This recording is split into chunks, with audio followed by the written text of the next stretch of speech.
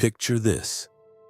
High in the misty mountains of South America, a king steps onto a wooden raft. His entire body gleams, covered head to toe in gold dust, shining like a second sun. Around him, priests toss emeralds and golden ornaments into a still, sacred lake. The crowd on the shore watches in silence. This isn't a myth invented by treasure hunters. It really happened. And it's the true spark behind one of the greatest legends in human history. El Dorado, the Golden One. For 500 years, explorers, kings, and dreamers have chased the idea of a lost city dripping in gold. Some died looking for it. Some went mad. And somewhere between the truth and the legend, an entire civilization was nearly forgotten. Today, we're going to find out what El Dorado really was, who started the legend, and why people are still searching for it. Grab a seat. This is the lost city of El Dorado. Long before any European ship touched the shores of the Americas, the highlands of what is now Colombia were home to the Muisca people. They lived on a high, cool plateau in the Andes Mountains near modern-day Bogota, and they were remarkable. The Muisca were farmers, weavers, salt miners, and above all, extraordinary goldsmiths. They didn't see gold the way we do today. To the Muisca, gold wasn't money. It held no price tag and bought nothing in a marketplace. Instead, they believed gold carried the living energy of the sun itself. When they shaped it into tiny figures, breastplates, and ceremonial objects using a delicate technique called lost wax casting, they weren't making jewelry. They were making offerings to their gods. At the heart of Muisca spiritual life sat a small, strikingly round lake called Guatavita, cradled in the hills northeast of Bogota. Nearly 1,000 meters above sea level and shaped almost like a perfect circle, the lake may have formed from a volcanic crater, a meteor strike, or a sinkhole fed by underground springs. Nobody is entirely sure. What we do know is that for centuries this lake was treated as sacred ground, a doorway between the human world and the divine. Here's where the legend truly begins, and it's rooted in a real ritual. When a new ruler called a Zipa rose to power among the Muisca, his coronation wasn't just a political event, it was a spectacular religious ceremony held at Lake Guatavita.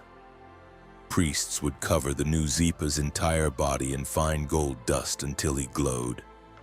He would then board a ceremonial raft, accompanied by attendants, and glide out toward the center of the lake. Around him, gold ornaments, emeralds, and other precious offerings were hurled into the water as gifts to the gods below. Then, in front of everyone watching from the shore, the Golden King would dive into the lake, washing the gold from his skin. As the metal dissolved into the water, tradition held that he emerged reborn. No longer just a man, but a ruler blessed and renewed by the sun. This ritual gave rise to a nickname, El Dorado, meaning the Gilded One or the Golden One. It's important to understand something here. El Dorado was never originally the name of a city. It was the name of a man, a king covered in gold. In the early 1500s, Spanish conquistadors arrived in South America hungry for wealth, and stories about a golden king spread through their camps like wildfire. To the Spanish, gold wasn't sacred. It was power, currency, and status. Christopher Columbus himself had once written that with enough gold, a man could do almost anything in this world, and even purchase his way into paradise in the next. So when explorers heard whispers of a ruler who bathed in liquid gold, their imaginations ran wild. The story twisted and grew with every retelling until the Golden Man became the Golden City, a place where the streets themselves were said to shimmer with treasure. In 1537, a Spanish conquistador named Gonzalo Jiménez de Quesada led an expedition deep into the Andean highlands and encountered the Muisca people directly. His forces conquered Muisca territory, and along with rival conquistadors Sebastián de Belalcázar and Gonzalo Pizarro, he heard first-hand accounts of the golden ceremony at Lake Guatavita. But here's the twist. Even after conquering the Muisca homeland, the Spanish never found a shining golden city. There was no palace of gold waiting for them, and instead of accepting that the treasure was a ceremony, not a place, the conquistadors became convinced the real El Dorado must be hiding somewhere deeper in the jungle. This is where El Dorado stopped being a Colombian legend and became a continent-wide obsession. Expedition after expedition set out to find the Golden City, and the search only grew wilder with time. Gonzalo Pizarro led a brutal journey into the Amazon rainforest in 1541, sending his lieutenant Francisco de Orellana ahead down a river in search of supplies.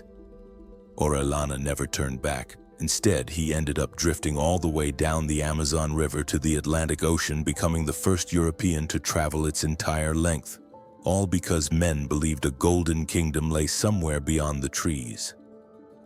Decades later, the legend crossed the ocean into English ambition. The famous explorer Sir Walter Raleigh sailed to South America in search of El Dorado. Convinced the Golden City had relocated to the region of Guyana, further east, he wrote enthusiastically about a hidden empire of gold fueling excitement back in England. But like everyone before him, he came home empty-handed.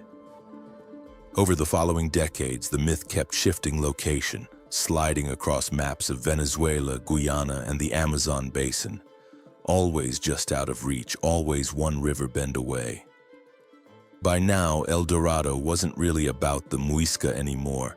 It had become a European fantasy, a blank canvas onto which explorers projected their greed, their hope, and their desperate need for the journey to be worth something. Meanwhile, back at the real source of the legend, people hadn't forgotten about Lake Guatavita itself. If centuries of offerings really had been thrown into its waters, then somewhere beneath the surface lay a genuine fortune. Beginning in the late 1500s, treasure hunters attempted something drastic: draining the lake completely.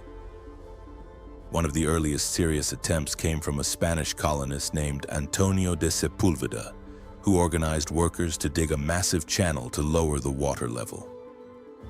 Using nothing but manual labor and rudimentary engineering, his crew did manage to drain a portion of the lake, and reportedly recovered a genuine cache of golden artifacts.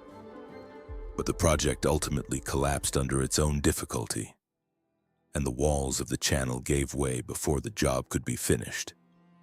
Centuries later, in the 1800s, a British engineer named Hartley Knowles tried again, this time with steam-powered pumps and more advanced technology. His team successfully drained much of the lake, but by the time they reached the muddy bottom, the mud had hardened into a solid, sun-baked crust, sealing away any treasure just out of reach before it could be properly excavated. Attempt after attempt through the centuries ended the same way. Enormous effort, real gold recovered in small amounts, and the promise of a city's worth of treasure always slipping away. For hundreds of years, skeptics wondered if the entire legend was pure fantasy, exaggerated tales with no real foundation. Then in 1969, everything changed. Farmers working near Pasca, Colombia, stumbled upon a small cave and discovered an extraordinary object. A detailed golden model depicting a raft carrying a central figure surrounded by attendants, decorated with tiny passengers holding ceremonial staffs. This artifact became known as the Muisca Raft, and it is nothing short of breathtaking. Crafted centuries earlier using the same lost wax goldsmithing techniques the Muisca were famous for, the raft depicts the exact ceremony described in colonial accounts. A golden king standing tall at the center, surrounded by priests, on a raft headed toward the middle of a sacred lake. It was, in essence, physical proof that the ritual behind the El Dorado legend truly happened. Today, the Muisca Raft sits safely inside the Gold Museum in Bogotá, alongside thousands of other Muisca gold pieces recovered over the decades. Some pulled from Lake Guatavita itself, others discovered in tombs and hidden caches across the region. Together, this collection tells the real story far better than any pirate map or treasure legend ever could. It shows a sophisticated, artistic, deeply spiritual civilization that valued gold not as riches to be hoarded, but as a sacred material connecting them to the sun and the divine. So was El Dorado ever really a lost city? Not exactly, and that's actually the most fascinating part of this story. The golden city that so many explorers died searching for was, at its heart, a real ceremony performed by real people at a real lake, describing a real king. Over generations of retelling, translation, exaggeration, and colonial ambition, a beautiful spiritual ritual transformed into a myth about buried treasure and hidden kingdoms. The tragedy is what this obsession cost.